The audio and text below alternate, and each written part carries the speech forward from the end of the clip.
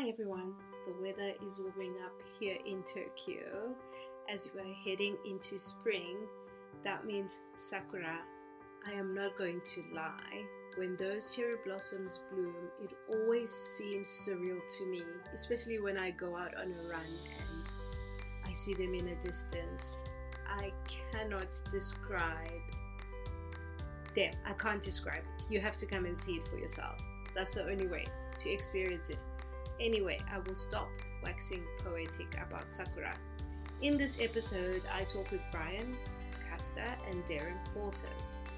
I actually met Derin first, maybe about 3 years ago, when I ran with Dimitri.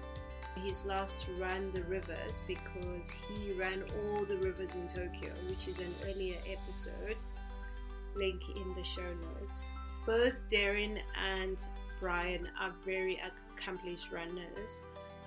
They are the type of guys who like to come up with their own adventures, create your own adventure type thing, take on big challenges, and I think they pretty much spend as much of their free time as possible up a mountain. So obviously in this episode we talk about mountains, we talk about ultra running, we talk about TJAR, which is this big race in Japan.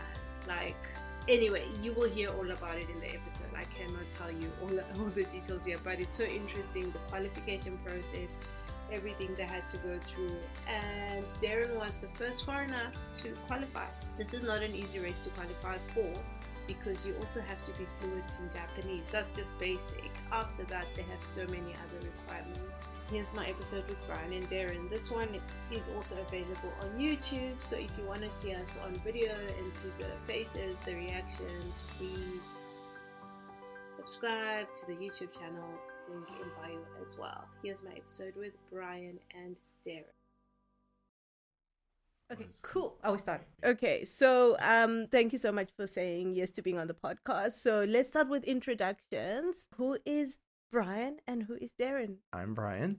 I'm a lawyer in Japan, full-time, part-time trail runner. We'll start with that, and then we can kind of go into how we met, I guess. Okay, I'm Derin, engineer, computer engineer in the past, software engineer now. Been in Japan. This is my second stint here. Was here originally 2004 to 2010, and then again from 2018 to current. We met 4 years ago, something like that. 2020. 2020. Yeah, it was 2020 on the first run of the Okumasashi 105, the expedition run. So there's a race now. It happens every June. And this was the year before, I think it was, right? We were taking, Robert had spent a fair amount of time doing a lot of recces and looking at the course, and we had put the course together, and that was our first nonstop run through it. That's the first time we had, that was our first 100K. The first time we went together, yeah. I think Robert introduced us a month or so before that at something else. At Carvon. I think he sort of said hey, you guys might get along. And Robert's a smart guy, and he knows how to connect people, but I don't even think he had any idea where we're very antisocial people, I think, in general. Yeah. So it worked out well. And we just sort of kept running together. Derin, it turned out that Derin had this whole drawer full of really bad ideas. He still has plenty of them, and I feel like Derin had been looking for somebody to do these with him, and he found a willing victim. So every time I get a message from Derin, he goes, "Hey, I've got this great idea." Oh, what is that? Well, and you always tell how good or bad of an idea Derin's is, because it depends on how much he will add before he says the word trail. So you'll get I found on the map, it looks kind of sort of like maybe there's a trail. And it's if there's that much parentheticals leading into trail, it's going to be probably awful. Awful, I don't know. At this point, our awfulness scale is kind of as long as it's 30% tolerable, it's kind of a success. I would kind of describe it I think when a new recruit goes to, let's say, Army boot camp, and they really get put through the ringer. I think one of the goals of boot camp is to say I've never been in the military, by the way, so let's get that clear. Is to just desensitize you to all this stimulus, right? So you're tired, you're hungry, you still have to move. You just have to get used to all these things. You're sleep deprived or whatever have you. And I think we've been at this point through so many experiences together that for almost any situation, we can look at each other and say, well, at least it wasn't X. Because there's so many bad ideas that we've gone through. At this point, it's just like... You can tell they're bad ideas because, like, we get off the bus or the taxi driver drops us off and the looks on their face is like, what's going on here? Because it's like 8 p.m., you're dropping us off at like, there might be an entrance trailhead there, maybe not. You know, and I've seen like some taxi drivers who you gotta think, running through the head, they're like, are these guys there to like kill themselves? Yes. And like, I'm gonna hang around, and like, we had one taxi driver who literally, he just sat there and pointed at the trail. He goes, it's over there. Like, and he would not leave until we actually kind of moved in that direction. It's like, no, seriously, we're going to the mountains right now. That's why we're here. Yeah.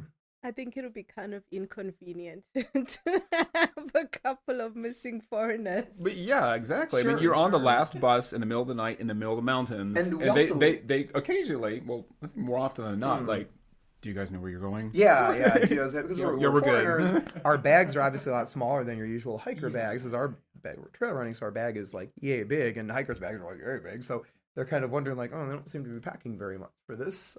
Something's off. This thing, what's going on?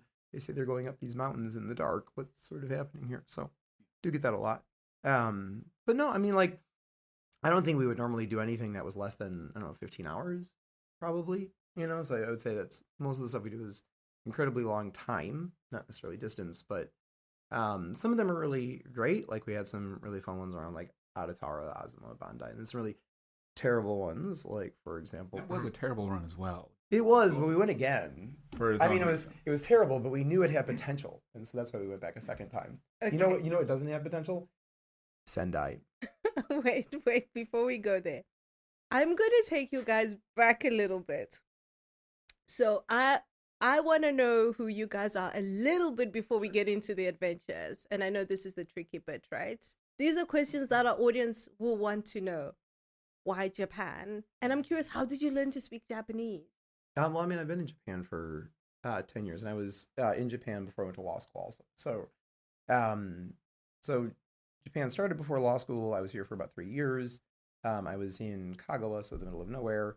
And so, you know, it was just, I don't want to say you had to learn Japanese, because there were people there who didn't, but, you know, it was certainly, for me, I would say the best way of describing it is, I hated walking around and having people look at me and talking, and I couldn't understand, or I couldn't read anything. I mean, the paranoid personality, I think, sort of leaps out where I'm like, I want to know what's being said here.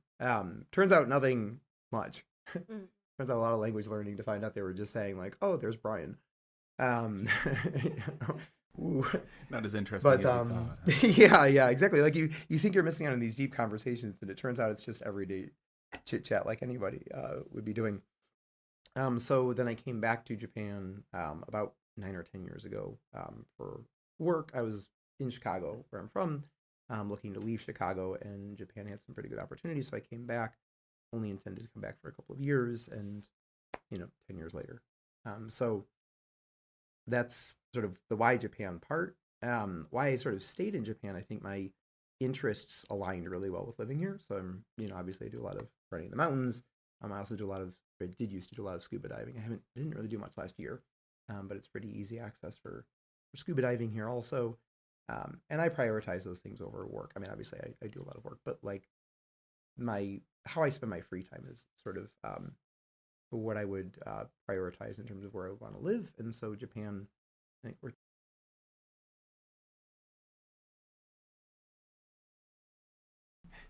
starting from way back, I think the first memory I have of thinking about Japan was when I was 8 years old. And I was super into the Nintendo Famicom back in the days. And I had made the proclamation to my mom as I'm going to live in Japan and make video games. I'm an engineering nerd. That's just kind of what I do.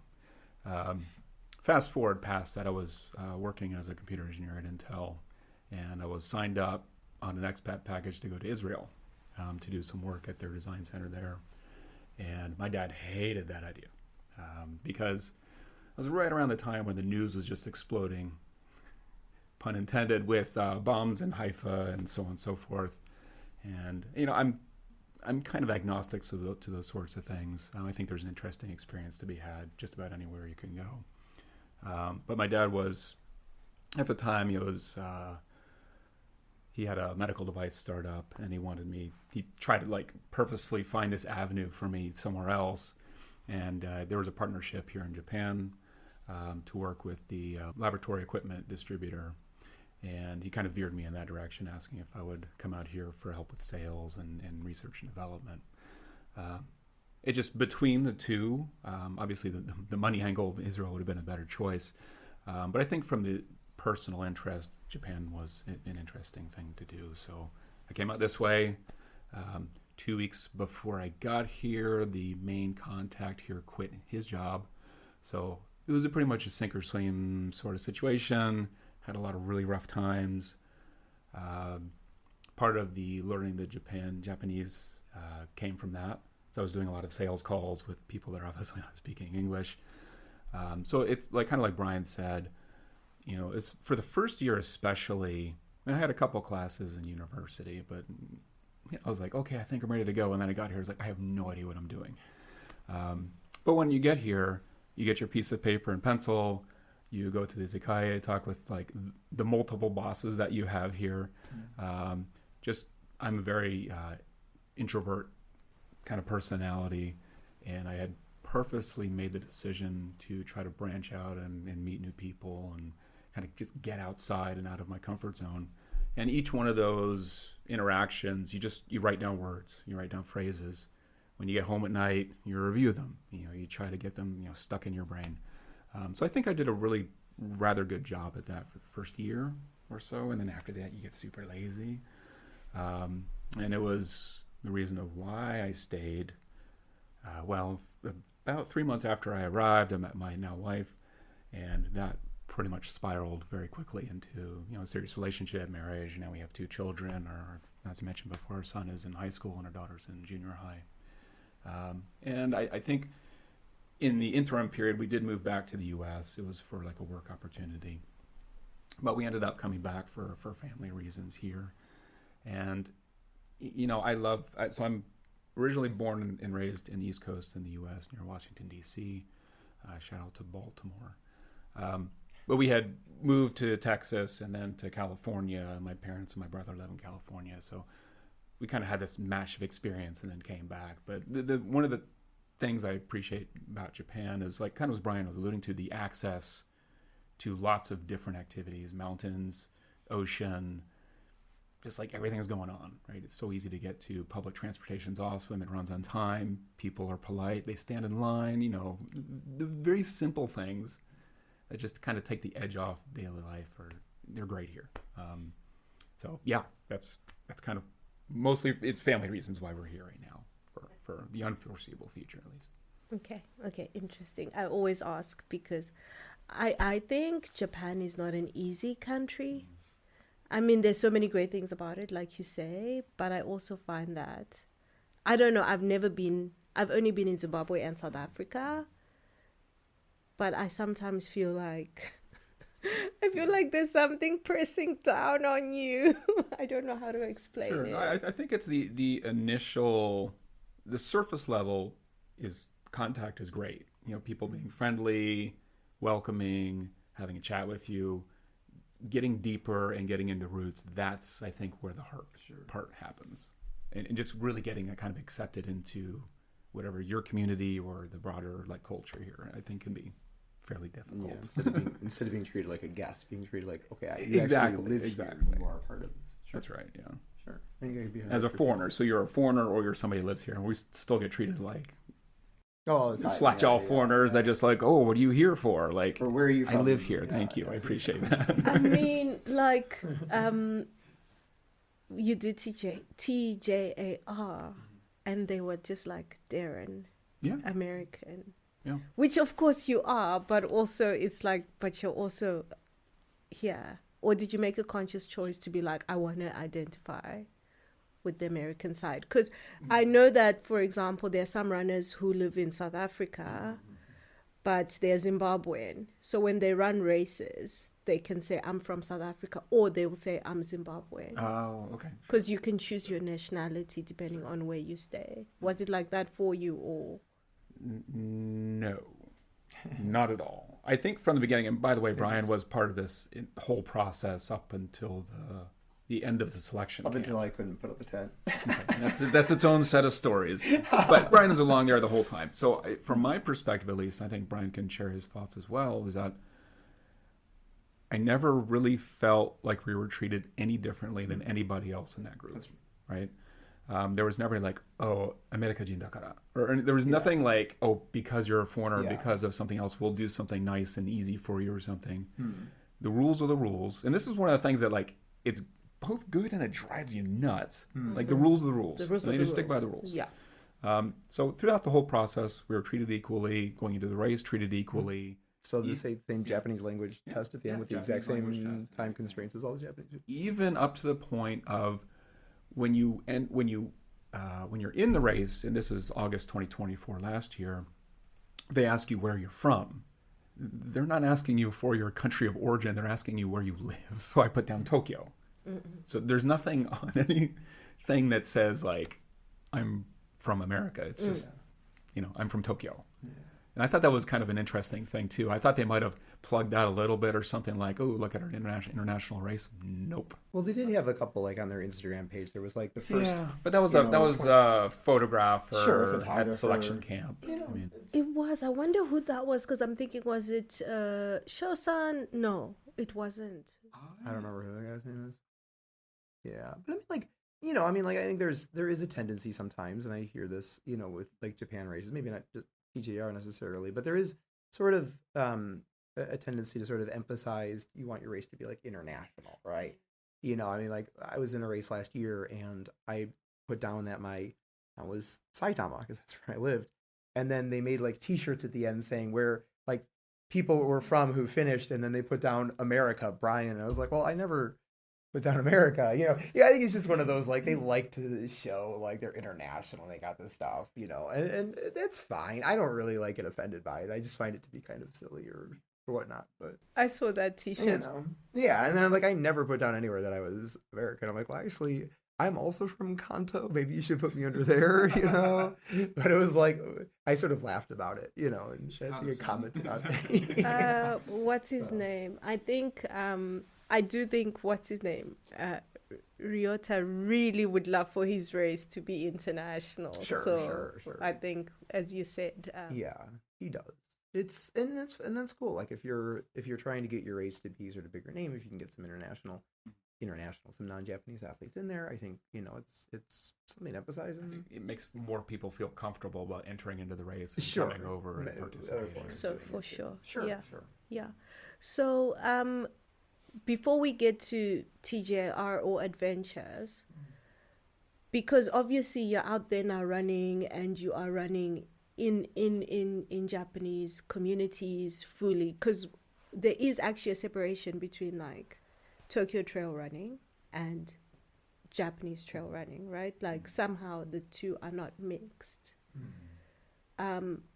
And you guys have sort of alluded to the fact that when you are in Japanese groups, you don't feel in any way different. That is the way I felt too, but I'm keen to hear from somebody else who is in those circles, because a lot of foreigners basically stick in the foreign groups and don't kind of integrate so much. But I find that when you're in Japanese groups, they're actually very safe spaces. But I'm keen to hear what your experiences are. I don't know. We don't run a lot in groups. We don't.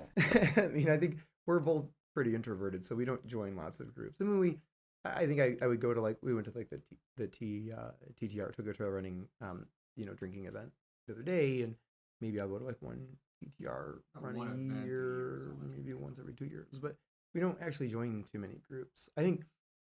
I would say that the people I know who are foreigners who do join both groups, they are very welcome into the Japanese groups. I think maybe the hurdle tends to be that a lot of people in those groups don't speak English, and so it can be, with a language issue, a little difficult to get to know them a bit better. I think with TJAR, it's a little easier because as a foreigner, you're expected, is a requirement that you be fluent in Japanese. And so it's a little easier for everyone to kind of communicate. So when we were at like the Senkokai, people we didn't know were much more open to kind of talking with us and everything, because I think they felt that level of comfort, like, oh no, I don't have to worry about the language issue. So I think that may be it. But I think my experiences, I don't really run with many running groups. I mean, it's a little difficult because once you start doing distance at a certain level, it's really hard to find a group who does that. You just basically find a few individuals. So we were joking about how one of our friends had gotten injured, and we're like, oh crap, like now we're down to 3 people that we can do this stuff with, instead of 4, So it's a little less group focused. But that can be Japanese people, that can be foreigners.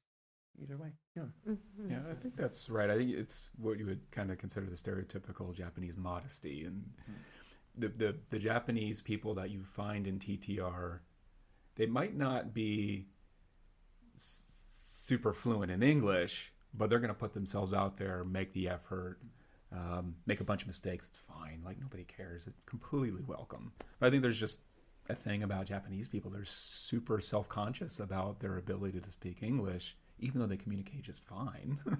And it kind of like makes those two worlds just remain separated, right? You never really get the mixing that you should. I think Brian's right. We don't really spend a lot of time in groups. I think on quite the opposite. It drives us nuts to participate in some of the events. Like too many people. Because you stop every 2 minutes and have snacks and breaks and like. And the speed has to go with the speed of the. Yeah. So we just want to grind for 10 hours or 20 hours or 30 hours or 50 hours or whatever it is. That's just like what we like to do in a weird. And we don't have to do it at a set time. We can do it. We can look at the weather. We can base it on that and everything. It just makes it a little easier for the really long distance stuff, which is what we're going to do. I mean, I kind of relate to that because I'm kind of a lone wolf in the sense that I want to get there when I get there at my own time. Sure. Right. Do you know what I mean? And I want to run the route that I want to run. If I want to run 10 loops, then I want to play it by ear and see how I feel. Or if you're not feeling it, we just want to retire. Boom. Drop out. It's like, there's a train station down there. We don't have to worry about the crew. Yeah, exactly. Yeah, I'm like that too. Like, I've had enough. I'm going home now. Okay. So let's talk about TJAR. For the people who don't know, what is this thing? Well, I'm going to start by just saying that I refer to TJAR as if Ayn Rand were responsible for putting on a trail running event. Then I'll turn it over to Derin. Thank you for that. Do you still have PTSD? It's so true. I mean, it's such a like me focus. So Trans Japan Alps Race, TJAR, is a run that starts on the north coast, Sea of Japan, and it goes through, there's 3 kind of like Alps, they're called in Japan. There's a North Alps, a Central Alps, and a South Alps. And they're connected by basically just long stretches of road in between each one, about a marathon or a couple marathons between. So the whole thing is about 400 and change kilometers. Elevation gain totals somewhere around 25,000-ish. 25,000 meters, sorry. And the race, you have 7 full days to finish. And there's only 30 people that are selected to run. Now, maybe more than the race itself, one of the interesting aspects of this whole thing is just getting into the damn thing. So to start, so in the beginning, there's a list of requirements that each athlete has to meet if they want to even put their hat in the ring, their name in the hat. So one is you have to run a marathon in 3:20 or 100K in under 10 hours and 30 minutes, which are not like by running standards incredibly challenging per se for like serious runners, which we're not, I still don't consider. But it's enough to kind of show that you have some ability of speed. I think more than that, they probably put some focus intentionally so on camping above 2,000 meters elevation without a sleeping bag, without like a real tent. So basically in a bivvy, like a very thin shelter, and you basically sleep in, like emergency sheets. It's like basically a bag made out of emergency sheet material, and you sleep in that. So you have to do that for 4 nights. If you do it the right way. If you do it the right way. So this is kind of complicated to explain. I'll try to keep it a little bit simple. The idea is that you have to spend, so in Japan they have the concept of course time for a route. So let's say, for example, if you want to go from the point A to point B, the map will usually have a time to say like, oh, that takes 10 hours or that takes 5 hours or so. And it'll be different from the ascent versus descent, so on and so forth.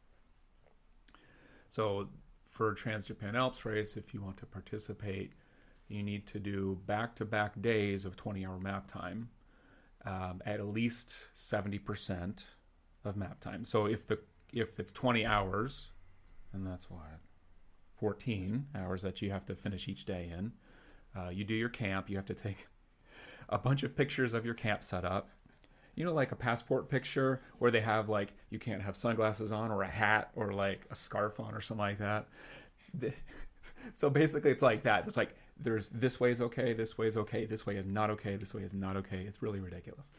Fine. We go ahead and do that. So you have to do that for basically, you can either do like 5 straight days with 4 nights, 20 hours a day, 20 hours a day, 20 hours of course time, or you can break it up into 4 trips of, well, it'd be 4 nights.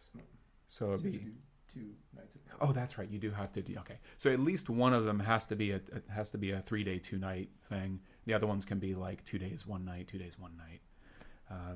So you have to do the 4 nights total up in the hills, and you have to do advanced first aid. You have to do. Then you have to do one trail like run. One trail running race that's over 70K, and then one trail run that's, I think, 25 hours course time and 60% time. So you have to be able to show you can do speed. So those are kind of the basic. I think that covers most of it, right? And that's just the homework. That's applying for the race. Okay. Just application. Once you apply, if there are more than 30 people, then you're put into a lottery. Or not 30, 70, sorry. Because they'll take 70 or so people into the training camp or selection camp. If there's more than 70 people, they do a lottery. So this last year, there was like 120 something, I want to say. So like 50 people right off the bat just got dropped after doing all this work to get in to apply to the race. They got dropped. All right, fine. So then you have a selection camp, which is 2 days. Or I guess I should say 3 days, really? Or 2 days, yeah, 2 days. All right, so the first day you have to do orienteering, basically. They take away your watch, they take away your phone, they basically duct tape it in a trash bag, and they give you a map, and then you have to run along this course they have, and at certain checkpoints you have to write down where exactly that checkpoint was. So there's, I think there are 5 checkpoints. So you get through that, then you have to set up a tent, which is, maybe Brian can tell some good stories with that. So you have to set up your tent system in less than 4 minutes. 4 minutes. 4 minutes. Yes. They're so strict with, like, you can't help each other during this. You are not allowed to, like, help each other in any way, to the point where one person, who I think I actually know who he is now, came up to us. One time we had met up and we were just talking and chatting, so we're just going up this giant hill, and he comes up to me and goes, "You better be careful about talking to each other because you're going to get disqualified for helping each other." Hence why I think it's the Ayn Rand school of trail running. Because it's like, really? This is your attitude is like, oh, you're talking, you must be helping each other. You can't do that. You'll get disqualified. So, yeah. Let's put into context. For a lot of people that are applying and entering this race, this is their lifelong dream. Yes. Okay. Speaking of which, let's talk about inspiration. What was your inspiration for doing TJAR? I just thought it was an interesting challenge. I've never done anything that long before. So previous to this 400 or so kilometer race, I'd never done anything in a single effort over, I think it was 185 kilometers that we did together over a couple days, a couple years before. And I think Brian shares the same kind of characteristic of we just like to push ourselves and to see where we break, and to try to figure out how not to break next time and do it again, and it gets worse and worse over time. Because my inspiration is worse, because my inspiration was literally Derin being like, I'm going to go do all this homework of putting up the tent and doing the races and stuff. Can you just come do this with me? And so I started doing it with him, and we're like, well, I might as well take photos because I'm out here and who knows. And then suddenly like, okay, maybe I'll think of entering this. Like, that was how inspired I was. It all didn't work out well anyway, because it turns out because I didn't read the rules like an idiot. The first time we went out and did that tent camping above 2,000 meters, I was using an unapproved tent. And let me tell you, so I emailed the TJAR people. I'm like, hey, this tent wasn't on the list, but it seems to meet your requirements. No, it does not. because one of the 4 sides is a double wall, and that is not acceptable, so we do not approve your attempt.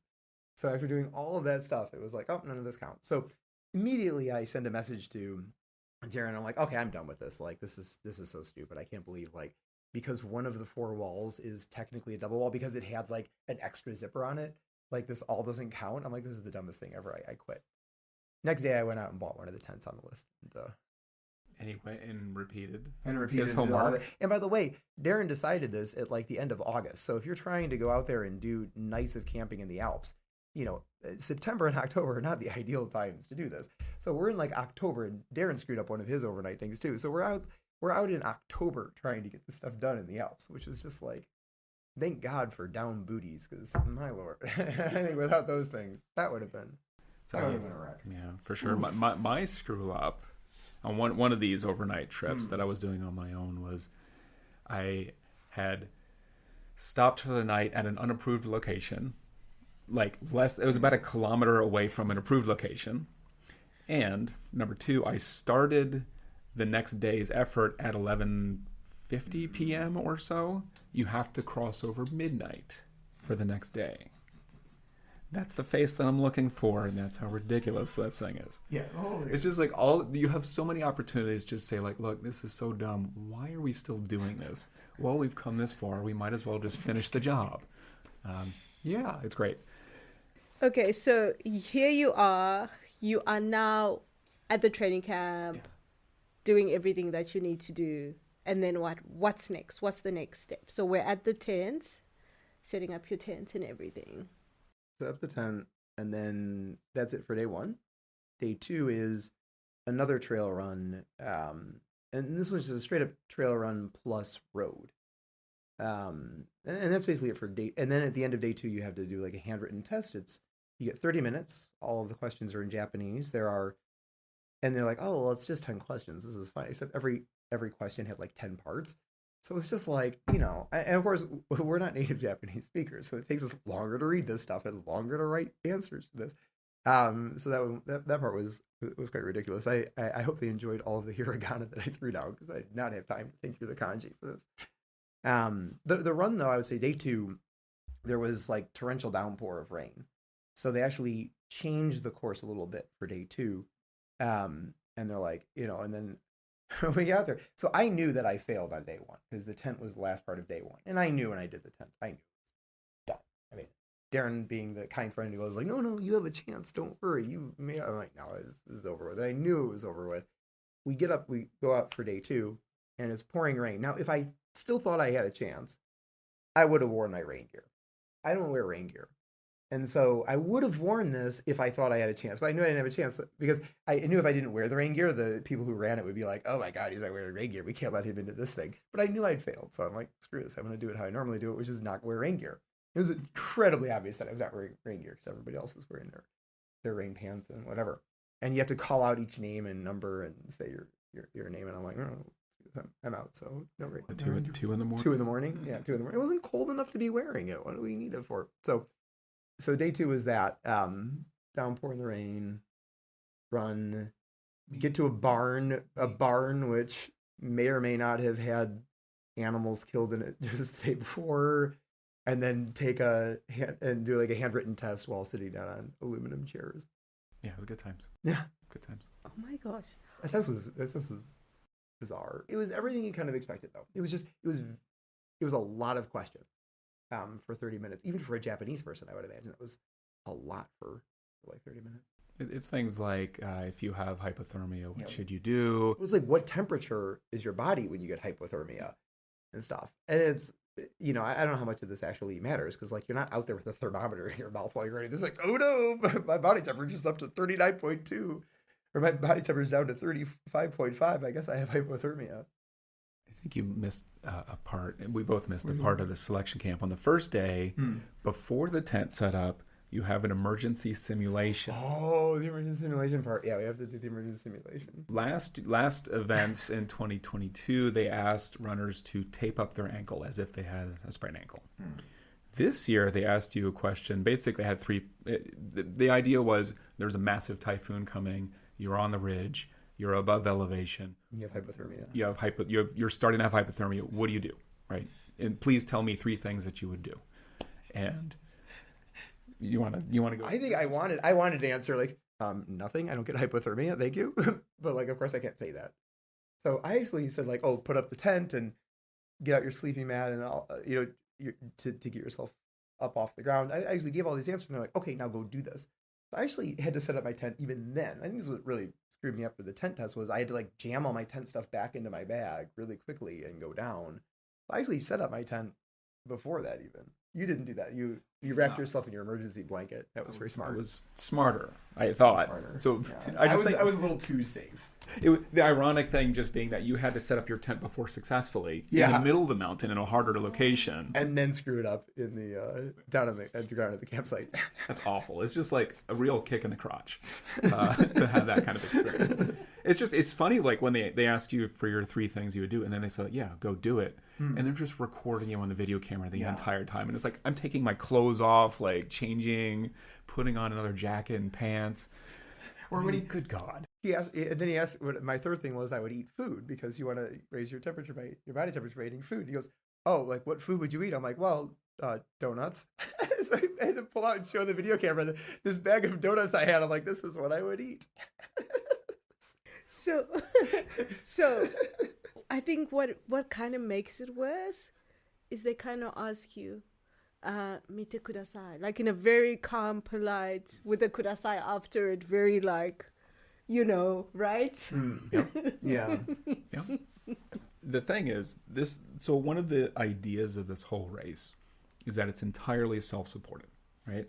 You are not allowed to accept help from anyone. Even if like an old lady on the street says like, here's a Mikan, you got to be like, no, ma'am, I may not take that, right? You can't accept any help, no massages, nothing. No massage. So in the mountains, you're not allowed to stop at any of the huts and get food. The most you can take is water while you're in the mountains. We were joking during the race. Sorry, I'm cutting over again. We were joking to the race that I was going to go out cheering Derin holding a sign saying free massages over here, except for Derin, just to get everybody disqualified. So Derin could be the only person who finished. But when you're on the road, you can stop at a convenience store or whatever. There's a couple of them along the way. But the idea is that you're carrying somewhere between like, I think the absolute lightest kit that I heard was like 5 kilograms or so. And it goes up to probably some people are carrying around 11 or 12 kilograms on their back. And you're just doing this for days on end, not allowing any support other than what you can get yourself. So I think that's kind of like, it's an interesting concept. And that's one of the reasons why I like the idea of the race. It's not flashy at all. It's not like they're throwing out advertisements everywhere and like, oh, it's sponsored by. Like, there's none of that. I mean, of the 30 people in the race, I'd probably say maybe there's 5 people that care about like, oh, I want to run this fast. I want to win. Or, like we get the maybe attention or something. The other 25 people like, let's have a good time. Let's just see where we end up, which is great. Like, it's just completely awesome vibes during the race itself. Yeah. But, yeah. So you are running this race. What sort of emotions? Of course, we can't go through all the emotions, just the highs and the lows. Well, as we discussed, in terms of what we do for training, I guess you could say, is just belligerently beating ourselves into a bloody pulp, right? Running at nighttime, across snow fields, on like snow-covered rivers that'll collapse on you, through fallen trees, through everywhere. We're talking a lot about the Sendai trip. Running on the road with a bunch of trucks driving by without a shoulder on the road to like have a safe space. When you go through all those experiences in your training and you end up in a course like Trans Japan Alps Race, the course for TJAR goes through a lot of well-traveled trail. It's very safe. It's hard to get lost. So you really end up in a really nice space, actually, kind of opposite maybe what you would think. It's really about like the vibe of the other runners that are there with you. You're usually kind of clustering for pretty much the whole thing, in maybe groups of 3 or 4. Sometimes you'll branch out on your own or have a couple people around. People don't typically say like, oh, I'll wait for you for an hour while you sleep. Like, you just keep going. But you very invariable like hang out with other people. Then you have other like, I guess, spectators, you could say, along the way, especially in the North Alps, where there's lots of families, hikers. The families were the best, right? You know, these like kids that are, you know, younger than 10, like with signs, they're like, oh, gambare, go for it. Like, that is an amazing, like, feeling, just to kind of go through this and see that people care, and that there's kind of like another generation coming up that, you know, maybe they're the next athletes participating in 20 years time or whatever. It's like, I want to see some more like young women in this thing, because quite frankly, it's a sausage party. Like, there were, in the selection camp, there were 2 women, both strong. I thought they did just fine. I think one of them maybe didn't get past the tent.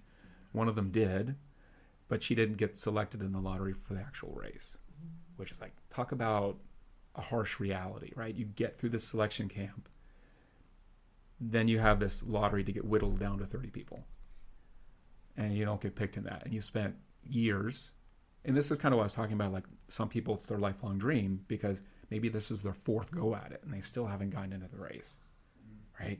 It's just like, it's incredible. I personally, I got extremely lucky to make every lottery cutoff, make it through selection camp, make it into the race. Like, it's not usual to find that path. So that was pretty great. But the race itself was wonderful. Like, it was, of course you're tired, you're moving like just nonstop, but mentally I think you find yourself in a really kind of nice spot. You see a lot of people. There were people that they just stopped randomly in the Middle Alps. They were waiting for me. I hadn't seen them in 5 years.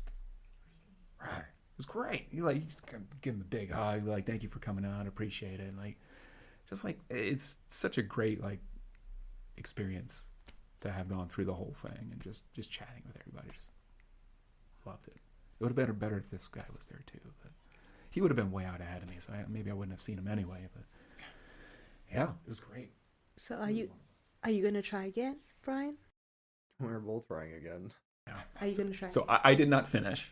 So Okay. say that. So we have the North Alps, the Central Alps, and the South Alps.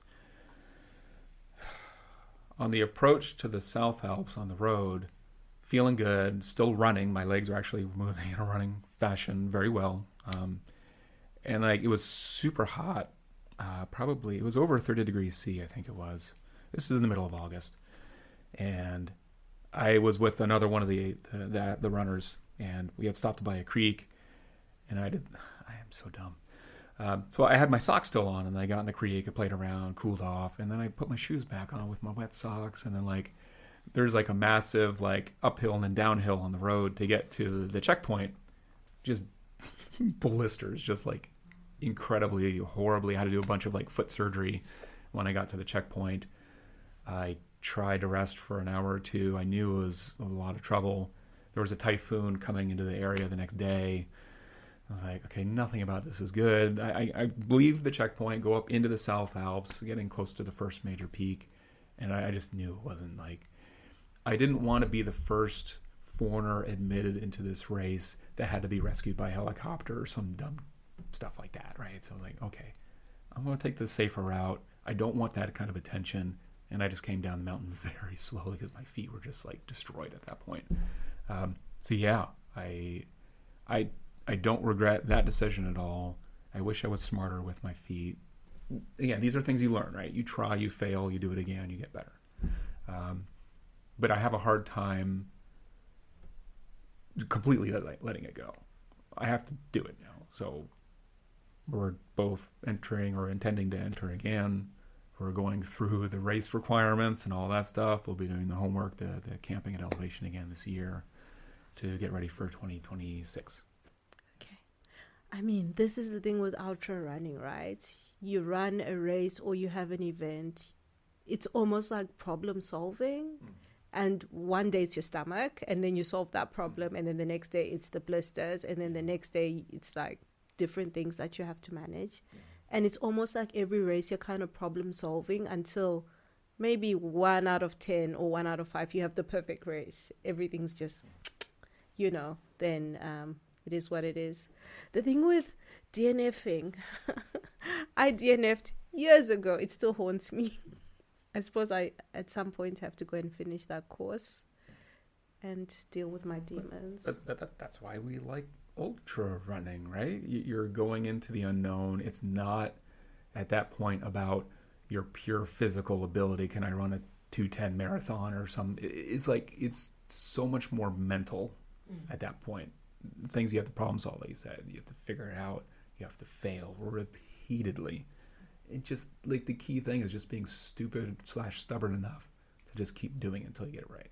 But I think the difference here, though, is, when we talk about failing, like if Derin and I are out for 15, 20 hours and we're like, our original plan, we're like 20K short, and we're like, man, screw it, let's just cut out of the train station. Nobody else knows we failed.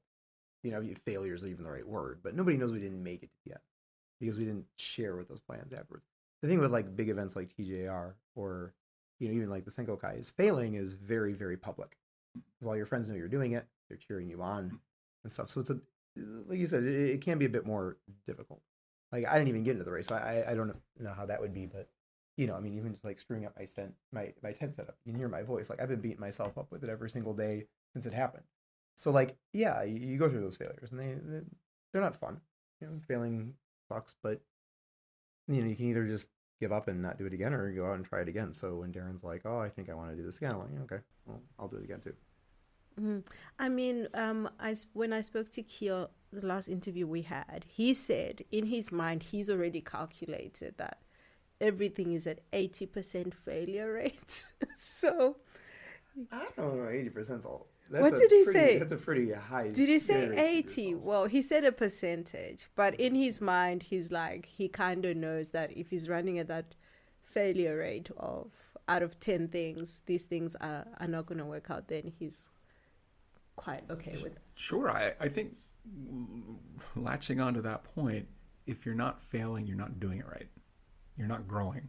You're not getting better, right? If you're just doing something safe and comfortable and like, I'll do my little run today or something like that. Oh, great. You're just not going to get to some next level that if you might want to get to. You're just not going to get there. You just got to fail. You have to. I don't want to fail. You just have to. Like, embrace it. Like, love it. But, you don't want to fall into that mentality of like, every time something goes wrong, I'm just going to drop out. Or I'm going to retire here because things aren't going right. Yeah. Right? Because then that could just lead to a succession of them. And that's not, I think, a good outcome either. You want to kind of, it's okay to fail, but making sure that your mindset is right for why you are actually sort of dropping out. Then that was something else. Okay, so, obviously this is a segue. We'll come back to TDS. The one thing my dad did say to me was, once you start quitting, it becomes a habit. Yeah. And I've seen that happen with some runner friends of mine. I'm not going to lie. I'm that person. I can have this great idea, like I'm supposed to be running. I'm supposed to be trying to do the 100 famous mountains of Japan. And then I just hit a little roadblock. For me, I can literally go 9 feet under to get back up. How do you, after that, think, next year we're going to try again? So I think it's, in my case with the TJAR thing, like I didn't fail because I stopped, like I quit. I failed, like I just failed. I didn't put up the tent. So it's a little easier, I think, to overcome that because I'll just say to myself, like, I did practice the tent stuff beforehand, which is what it is. Well, I'll give it another try. And, maybe my mindset when I was doing it, I was not focused enough. I was, maybe I should have eaten a bit more food before I started, right? And then you just go out there and sort of try again. I think it's a little different from like if you're in a race and you're like, oh, my stomach's feeling upset, I should stop now, which of course is fine if like you really are feeling that. But where I've seen it happen, where it just sort of repeats itself, is people. One, I feel like they're not necessarily learning from the failure, right? Like they'll just try to do the exact same thing again the next time. And it's like, well, but what caused your stomach to have that issue, and mentally what made you sort of fail? But I think maybe more to what Derin was saying before, which is when we talk about failing when we're out there like for 15, 20 hours and just bad things going wrong. If you want to succeed at certain specific things, which goals you set for yourself, the place to fail is in leading up to that, when you're out there just trying stuff, right? Because you get beaten up by the elements, you have your hands almost, frostbitten. Things like that happen when you're out there. So then when you are doing what your goal is, you're at the race, right? You've experienced all that. You know how your body's going to react to that. I think mentally it's a lot easier to kind of continue, unless you actually do have debilitating physical issues. It is, because a lot of this is, I think, people giving up mentally. And, maybe it's because the stomach, because this, because that, and the other thing. But a lot of it, I really think, it does come down to just mentally, can you keep pushing yourself on? I think there's a lot to be said for that. Like, when you're stressed out or you're worried and you're in a situation that you've never been through before, the toll that the mental stress takes out on your entire system, I think, can't be understated. Right? It seems like, oh, I'm running, so it's physical, but no, I think mental stress just drags you down. It can drag you down. So if you're well prepared for that, going through all the failures, learning from those failures is the key word there. And then when you push forward, I think you can, have a better success rate of getting through. So you're like, well, that sucked, but at least it wasn't that thing that we did before. So let's just keep moving. At least it wasn't Sendai, Yeah, okay. I feel like Sendai is just like... Sorry to all your Sendai listeners. Let's talk about Sendai. What is the Sendai thing? No, this is just, it was one thing we did together. This was like, I don't know, they originally planned like 60K where we're going to go over some mountains. Just a normal, bad Derin idea, but nothing different about the other bad ideas, except we get out there. The first descent was pretty good. It was actually pretty nice. We're like, this is looking good so far. And then we start the first descent, and it was like somewhere there was like a thin layer of, it might have been ice, it might have been snow, but every couple steps you're like kind of stepping through it into a creek below, and you're like, okay, this could injure us badly, but there's nowhere else you could go. This is about 11. Had to go. Yeah, this, by the way, was like 11 p.m. or it was pitch black. There's nowhere else you can go, so you have to keep kind of going down this. We finally get through that, which I think 1 kilometer was taking us like an hour. We finally find a trail, and then we're going along, and we get to the spot where, like, oh, hold on, our GPS is showing we're supposed to be up here, not down here, because we couldn't see the next part of the trail. So we're going up, we're climbing down, we're looking, where are we? It turns out it was actually just keep going straight, but we didn't see that because it's dark, and so we just keep going. We finally get through this awful first bit, and then we're like, okay, well, things can only go uphill from here, and that's not true. So we're going along, and then we get to this section where it was like just even worse trail, even though it was like legit trail on the map. We're going along, and finally it's 3-4 o'clock in the morning, and Derin just sort of turns to me like, this is awful. Let's just sort of head this. Like, Darren's like, I found this place. We can go down here. There's a train station. We'll get there for the first train like 5:30. I'm like, great. Sounds like a good idea. Start taking this trail down. And I swear to God, every 20 meters there was a fallen tree on the course. And when you look around the forest, there are no other fallen trees. It was just like fallen tree, fallen tree, fallen tree, fallen tree. And then you just sort of have to think to yourself, like, the people of Sendai just not want hikers out here? Is that the deal? Like, they don't take care of the trails. They seem to literally have like chopped down trees to line up across. So every 10 meters, you got to stop, climb over this giant fallen tree. And it was just repeated. It was like, oh my God, this place is the worst.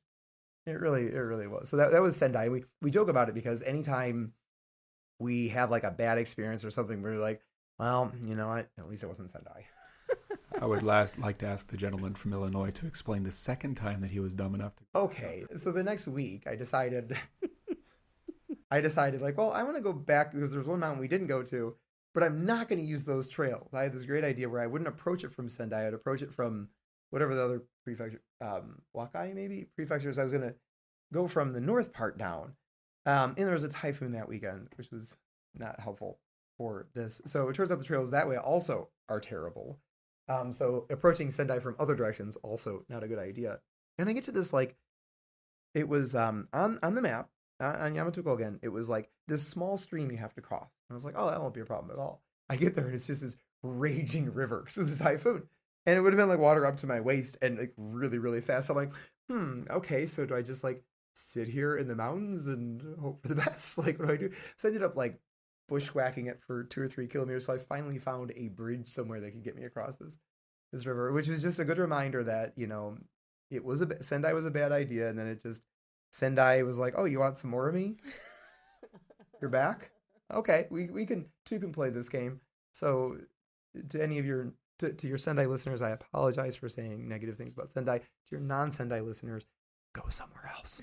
Maybe they don't want you on the trails. No, I think we're not going to get funding from the Sendai government to promote tourism anytime soon. I wonder why, though. It was comically. It was like Brian said. It was like on purpose. Like yeah, it's on purpose to keep people out. We're literally joking about somebody literally had to come here and lay a bunch of trees on this trail. I wouldn't be surprised because like I heard a story about that guy who cut those trees apparently just so people wouldn't go by and take photos. Probably by the trees. I think he may have moved to Sendai at that point. Oh my god! I mean that's such a classic passive aggressive move though. Right? Japan. Literally, yeah. So that was Sendai. So I will get to TDS. So for me, right, let's say I'm planning a mountain this is probably how it works in my mind, right? Maybe I watch a YouTube video, or I see someone doing something, or I go on old trails and I try to see, oh, okay, I could do this. And then I map out a route, I pack my bag. So ideas come from different places. Like maybe I would try this. How do you guys come up with your good ideas? I'm going to turn over to Derin 1 second and just say it's never a we thing. I just go along for the ride. How do you come up with all of our great ideas, Derin? I don't come up with any of these things. This is all Derin's fault. It's the kind of question like when you ask an artist how they create their songs. Do they start with the lyrics first? Do they start with the beat first? Okay, John Lennon. I'm going somewhere with this. Okay, it's like if John Lennon wrote nothing but really bad songs. I'll take that. I'll take that as a compliment. Thank you. I think it usually begins with doing something reasonably challenging, which usually means above 10 hours or 20 or so. Looking through an area that we haven't spent a lot of time in necessarily, and then just trying to like map out a kind of loop in that area. And with the Sendai example, that was in Japanese you call it muriari, which means like there's no good God reason why you would ever do this trail. But it was a 60K. It seemed like a pretty good full day effort. And that's where that idea came from. I get scared of things like snakes.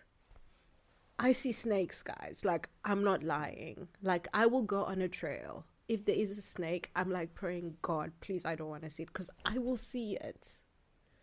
So I'm always scared. Creepiest thing I ever saw was, I think this was when I was doing the Kobo Daiji trail up in like Nara or Wakayama. And it was the middle of the night. And I was walking by, there were about 20 deer standing there along the trail. And you can see them because their eyes are all flashing. I took a photo of their eyes. And they just stood there staring at me as I was walking by. It was probably the creepiest thing I've ever seen in my life. I'm just like, I don't know what's going on, guys, but don't kill me and take me back to your people. I don't know what's going on here. That one was kind of creepy. I kind of black out. So I there have been several occasions where I like just either very nearly miss stepping on a snake. I'm just kind of running by it, and I run over and like somebody behind me just like, good God, you almost hit that snake. I'm like, what? I just like I'm not Captain Safety. There was one time in Yosemite National Park. This was before the running rain days, so I was mostly hiking. But yeah, I put my foot down and I hear a rattling sound. It was a rattlesnake with half a squirrel stuffed in its mouth. So thankfully it couldn't really do anything. But I was like, man, if he wasn't busy on something else, then I probably would have gotten a bite out of me.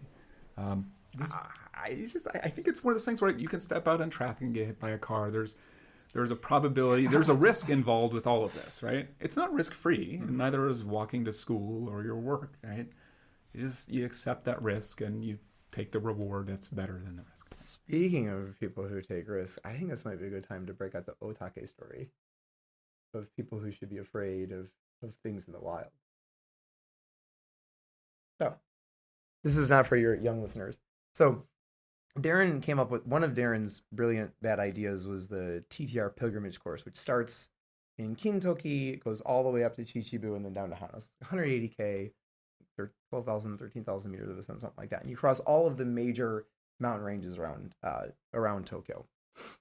And we were doing this course. We had done a bunch of wrecking of it beforehand, and so we decided on what the course would be based on access to things like convenience stores and such. So when we're doing the actual course, this was going into the second night, and we're going towards Otake Mitake around Okutama. And we ended up going up a way that was not our original plan. We, I think, took a wrong turn on the street, and we're like, oh, there's a course here, let's just go this way anyway. And it was a way up Otake that it seems like nobody ever goes up. And I think outside of this TJAR pilgrimage thing, I've never been up it. And we're going up there. It was getting close to sunset, probably about an hour before sunset when we started kind of going up. We get partially up, and we hear a sound. Look up. There's 2 people up there. A guy and a girl. Enjoying nature. One of whom was wearing pants. Time. And she looks, the one who's not wearing pants, she looks down, sees us, screams. God. Mortified. Well, what are we supposed to do? It's a very, very narrow trail. We've got to keep going up to Otake. Yeah. So we go up past them. The woman, she's like looking away. She's like, I don't want to look at these people. I am so embarrassed right now. The guy had this big goofy grin. I was like, oh, look at me. Big goofy grin on his face. Like proud of, I'm out here. And you just have to wonder what the conversation between them was in the car ride home from that. It's probably like the girl being like, I told you this was going to be a bad idea. I told you we were going to run into something. And he'd probably be like, yeah, but you said we were going to see snakes. You didn't say we were going to see foreigners. Oh my God, that's crazy though. You never know what you'll find. You never know what you're going to see out in nature. You never know. Let's talk about TDS now. I think just how was the race for you? I think it's kind of nice. Obviously, after post TJAR, had you planned to do TDS, or was that like a last minute? No, so you have to sign up far in advance. So there's a raffle to get in because there's limits to. So Trans Japan is this race in Italy, about 350K, I think about 26 or 27,000 meters of ascent. And it's in a lot of the areas. There is some overlap with like UTMB, and then there's some that's like in the Dolomites. And you have to sign up pretty far in advance. So there's a raffle, which I think you have to sign up for pretty soon, actually, if you wanted to do it this year, because each country has a cap on the number of participants. And the country is determined based on where you live, not based on your passport or nationality. So it's based on where your like mailing address is. And so I had to sign up that pretty far in advance. And the reason I signed up was because I wasn't sure, getting into TJAR or not. So this was sort of like a backup. And as things progressed, I thought to myself, well, even if I do get into TJAR, I'll probably still go and do it. Just my body condition at that time might not be great. But I didn't get into TJAR, so it worked out well in the sense that I had this backup. Because I was doing all of this training during the summer. And you don't really find out about TJAR results like the camp was in June. So you find out like a couple weeks beforehand if you even get in. If you don't pass the camp, you find out a week later. So you're not finding anything out until summer. And so I didn't want to do all this training leading up to it and then have kind of nothing on the back burner. So I'd heard about Trans Japan from a friend of mine. We had been talking about it when we were trail running. I guess Facebook was listening in because Facebook sent me an advertisement for it like a couple days later, which is, not creepy at all.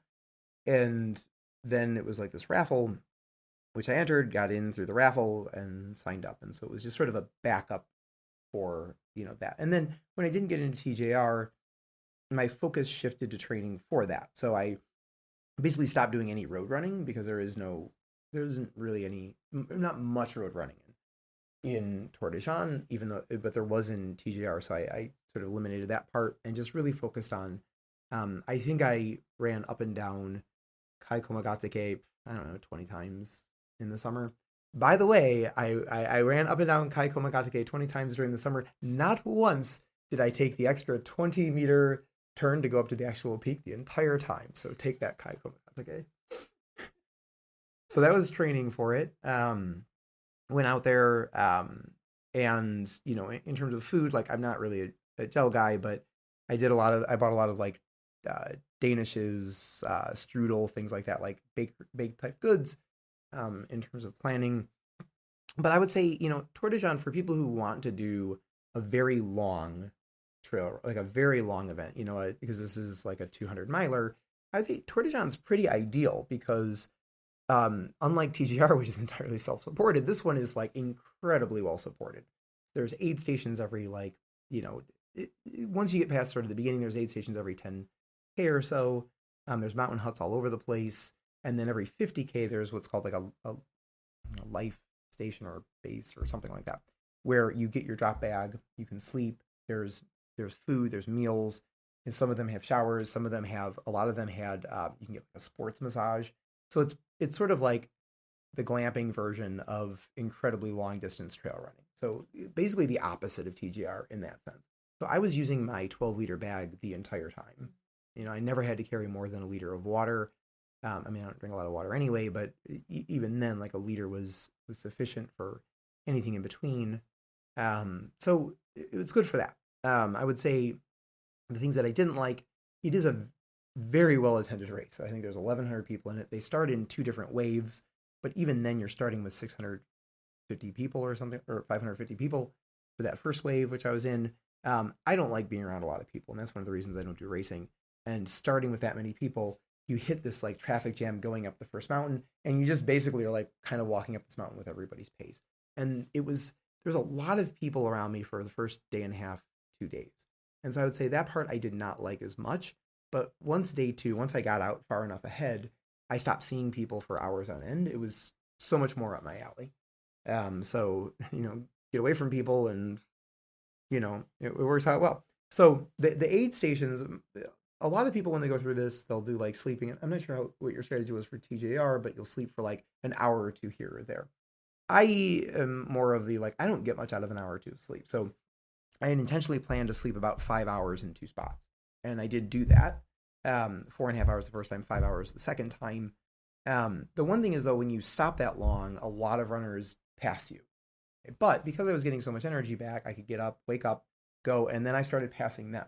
So the first time I did it, you'd see, especially after about 150, 200K, you start seeing a lot of the same faces because you're in the top 50 or so, 50, 60 people, you just kind of see the same people. The second time I did that, again, a lot of people passed me. I would get up, go past them. They would look like death because they haven't slept much. I was, all ganky because I got in 5 hours of sleep. This one French guy who I saw both times, and he's like, oh, what were you doing? I'm like, oh, I was sleeping for 5 hours, so I'm back, and I'm passing people, and he goes, oh, you are like, do you know Pac-Man? So I'm describing, it's kind of going blah blah blah blah blah. Which actually I don't usually like nicknames that are given to me. They kind of don't make any sense to me. But this one I'm like, okay, Pac-Man, I could deal with this one. In terms of the race, I would say though it's because of all that support, and there's lots of people in the mountains, lots of support because you're going down into these cities in between the mountains, because basically you go up mountain, down. You're in a city, up, down, up, down, up, down, just constantly. There's lots of people out there cheering, a really nice atmosphere. So if people are looking to do like a 200 mile, it's pretty ideal. Yeah. You're a very humble person. So you mentioned there was over 1,000 people in this race. You finished what, 42nd? Yeah. Ish. This guy's got some wheels. He really does. He is incredible. It's really hard to keep up with this guy. Yeah. Especially in the Alps. We could go on and on because I know, I saw a lot of stuff happening in the last bit of the year, but we don't have time. But so, is that your trail name? Because that's the thing, right? Oh, I don't know. People have given me a bunch of names that don't stick, and so I don't even repeat them because they just don't work. Pac-Man's the best. Pac-Man works. I've gotten a few other ones where I'm like, meh.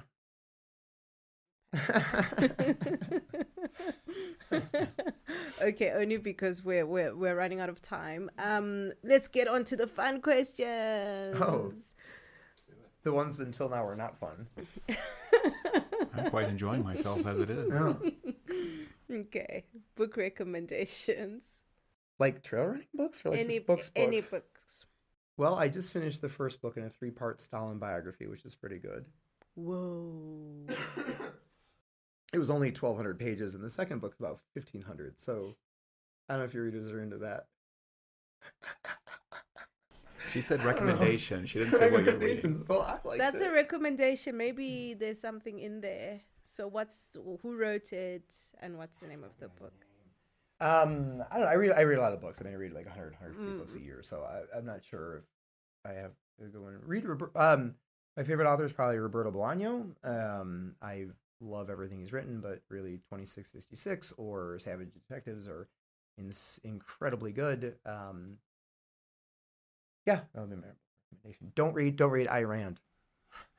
Okay. But if you want to participate in Ayn Rand's trail running competition, you'll understand why you should just not read Ayn Derin. I'm a simpleton in comparison to this guy.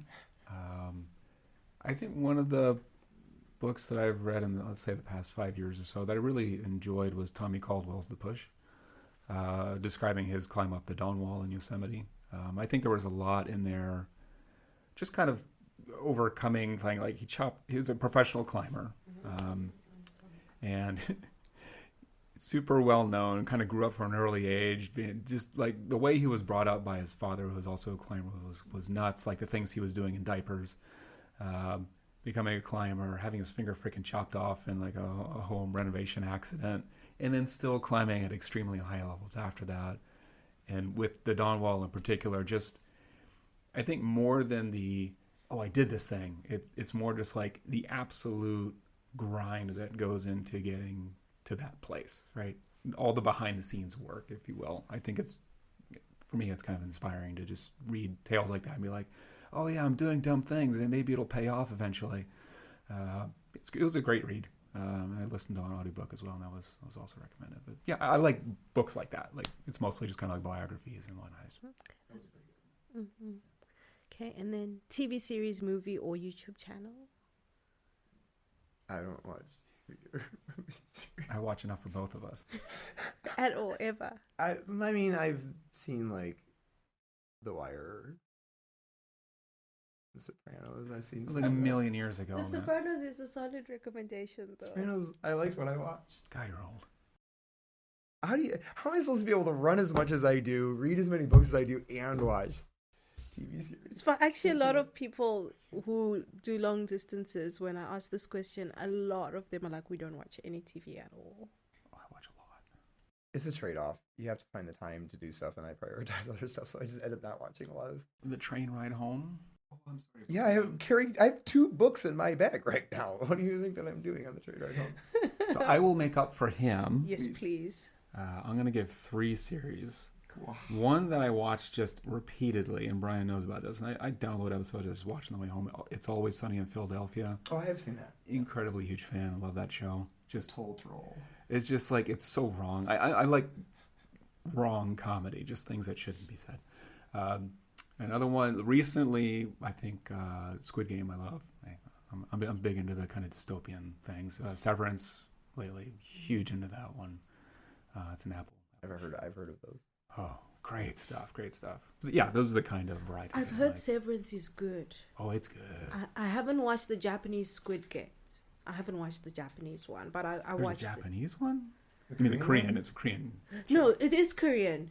Yeah, stuff like that. I just enjoy. Was the second one any good? Because I don't want to waste my time. I liked it quite a bit. Binge watched it all the way through. Really? Ready for the 3rd season. Wow. They leave you hanging pretty hard in the 2nd season. Japan gives me a dystopian vibes. I was actually talking to my daughter about it this morning. Yeah, I think it's just it in a lot of ways culturally repressive in terms of like being able to express yourself in everyday situations. You have the dichotomy of what you see on TV, on variety shows, and actually like how you're supposed to act, behave in front of others in like in a work setting. They're just completely different universes. So yeah, the vibe is there, and for Korea as well. I think the vibe is there. Yeah. Okay, and then the last one. What is the craziest thing you, as a runner, have done or have seen? We'll limit it to one thing a person. Running. Like what? What am I doing? Why do you do this? What am I doing? This is a good answer. Seriously. Running. Just what's wrong with you? People? Always hated running. Never. I started running in, I think it was 2017. I started running in 2016. I hated it with a passion. I hated it with a passion. I wanted to challenge and do something that I wasn't good at, and I hate it. It turns out I like it. Oh my God. So running is my simple answer. What's wrong with people? Okay. Thank you so much for coming on the podcast. This been was a pleasure. fun. Yeah.